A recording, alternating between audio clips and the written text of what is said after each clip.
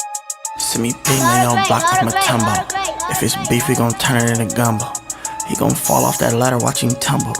I get dough, guess that's how the cookie crumbles. Call foul on the play, he's a pump faker.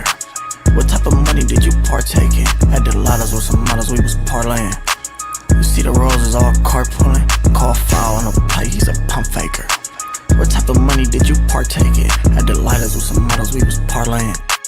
You see the roses all carpooling. Shit, man. You pump faking, that ain't chargery, nigga. You see the roses carpooling, little nigga. Nah. Call foul on the play, he's a pump faker, ain't he? Shit. Call foul on the play, he's a pump faker. Give him 95 shots on his lunch break. It was really 95 cause he's a cupcaker. I know your homie died now, but what comes later? Sit your silly ass down in that lunch chair, nigga. All big bank Gucci's, yeah I get him, you ain't heard by me. Ops like them Rolls Royce and brothers hurt. Man, it dies the first shot, but sure I made him swerve. I got gang in this bitch, so you better choose your words. Brought the mud in the club, brought the slugs in the club. Broke niggas hanging over, gon' end up like black. Don't even look at my chain, that'll get you whacked up. Bad apple, what's in my bag? It ain't a MacBook. Call foul on the play, he's a pump faker. What type of money did you partake in? At the Lotta's with some models, we was parlaying. You see the roses all carpooling. Call foul on the play, he's a pump faker. What type of money did you partake in? At the Lotta's with some models, we was parlaying. You see the roses all carpooling. Shit, man. You pump faking, that ain't chargery, nigga. You see the roses carpooling, little nigga. Nah. Call foul on the play, he's a pump faker, ain't he? Shit. Call foul on the play, he's a pump faker. All you do is pump fake, niggas send a shot. LJ, MJ, made him Millie Rock. 100,000 to the face, made me Diddy Bop. Heard they wanna get my chain, they some silly ops. High as fuck on the booth, got the mud on the table. Nerd thought he caught me locking off the judge till I sprayed him. When thugs cry, they start singing like Damon. Seen all your homies at the club writing statements. No Wayne on. Powerpuff, Charlie Angels. Professor X, the nigga right out the equation. Holy moly, my neck icier than bowlies. The fuck up on my comment, you the police. Call foul on the play, he's a pump faker. What type of money did you partake in? At the Lotta's with some models, we was parlaying. You see the roses all carpooling. Call foul on the play, he's a pump faker. What type of money did you partake in? At the Lotta's with some models, we was parlaying. You see the roses all carpooling. Shit, man. You pump faking, that ain't chargery, nigga. You see the roses carpooling, little nigga. Nah. Call foul on the play, he's a pump faker, ain't he? Shit. Call foul on the play, he's a pump faker.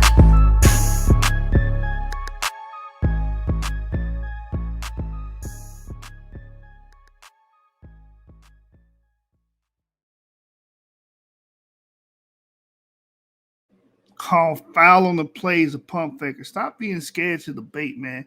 Stop hiding behind your keyboard. Stop hiding behind your social media account. Stop hiding behind your Twitters. Stop hiding behind the YouTube comment section. And actually get in the ring, man. Formal debate, 3 15-minute rounds. We waiting on you. We waiting on you. Until then, y'all some young vaginals. And just like the song say the fuck out of my comments, y'all the police. 7 candlesticks up, and I've been telling you niggas, it's not a debate. It's a stick up. Gang.